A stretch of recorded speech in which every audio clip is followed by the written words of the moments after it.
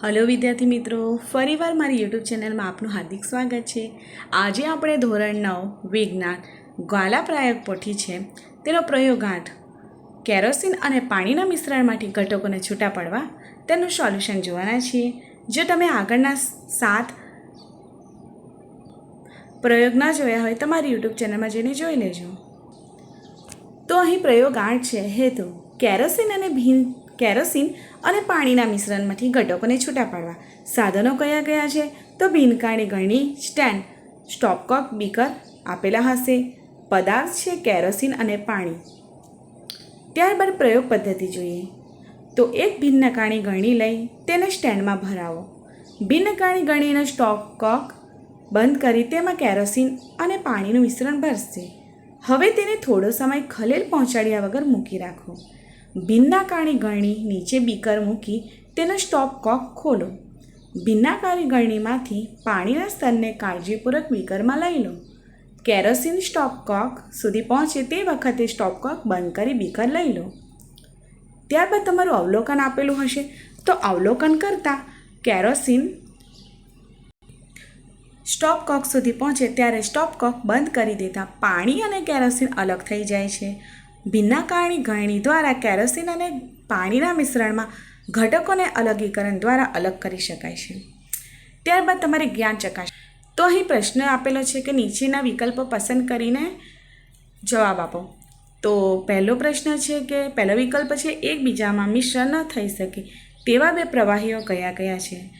તો અહીં ઓપ્શન આપેલા છે એ પાણી અને આલ્કોહોલ, બી પાણી અને એસિટોન, સી પાણી અને દૂધ અને ડી પાણી અને તેલ। તો અહીં તમને ઓપ્શન આવશે તો અહીં આન્સર આવશે ડી પાણી અને તેલ। ત્યારબાદ પ્રશ્ન 2 છે નીચેના પૈકી શેમાં ટિન્ડલ અસર જોઈ શકાતી નથી। તો અહીં ઓપ્શન છે એ મીઠાનું દ્રાવણ, બી પાણી અને દૂધનું દ્રાવણ, સી ડહોળું પાણી કે ડી સ્ટાર્ચનું દ્રાવણ। તો અહીં આન્સર આવશે એ આવશે મીઠાનું દ્રાવણ। ત્યારબાદ સાબુનું ફીણ એ શેમાં કલેલ દ્રાવણ છે। તો અહીં ઓપ્શન છે એ વાયુનું પ્રવાહીમાં, બી પ્રવાહીમાં કે સી વાયુનું ઘનમાં કે ડી પ્રવાહીનું ઘનમાં। તો અહીં આન્સર આવશે એ વાયુનું પ્રવાહીમાં। ત્યારબાદ લાસ્ટ છે હવા શું છે?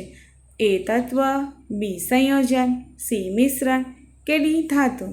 તો આપણને ખબર જ છે કે હવા એ મિશ્રણ છે। ત્યારબાદ ખરા ખોટા આપેલા હશે તો પ્રશ્ન 2 છે નીચેના વિધાનો ખરા છે કે ખોટા તે જણાવો। તો પહેલું છે ચીજ એ ઇમોશનલ પ્રકારનું કલેલ છે તો ખોટો છે। તો બીજો છે કલેલ સ્થાયી છે જ્યારે નિલંબન અસ્થાયી છે તો સાચું છે। ત્રીજો છે પિત્તળ, તાંબા અને જસતનું સંયોજન છે તો ખોટો છે। ચોથો છે નિલંબિત કણોને નરી આંખે જોઈ શકાતું નથી તો ખોટું છે। નિલંબિત કણોને નરી આંખે જોઈ શકાય છે। પાંચમો છે કપૂર ઉદ્ધ્વપાતન પામતો પદાર્થ છે તો હા ખરું છે। ત્યારબાદ આકૃતિ રહી ગઈ છે તો તમને આ આકૃતિ તમારા પ્રયોગ પોથીની અંદર આપેલી હશે જે તમારે જાતે દોરવાની છે। તો તમે જોઈ શકો છો કે અહીં ભિન્નકાણી ગળણી છે અને તેમાં કેરોસીન અને પાણી ભરેલા છે, 2 મિશ્રણ ભરેલા છે અને નીચે જે સ્ટોપકોક છે સ્ટોપકોક ખોલીને આપણે બીકરની અંદર પાણી અને કેરોસીનને લઈ શકીએ છીએ। તો અહીં સ્ટોપકોકની અંદર પાણી છે તેને આપણે નીચે લઈ શકીએ છીએ, બરાબર। જો વિદ્યાર્થી મિત્રો તમને મારો વિડીયો પસંદ આવ્યો હોય તો લાઈક, શેર અને સબસ્ક્રાઈબ જરૂરથી કરજો।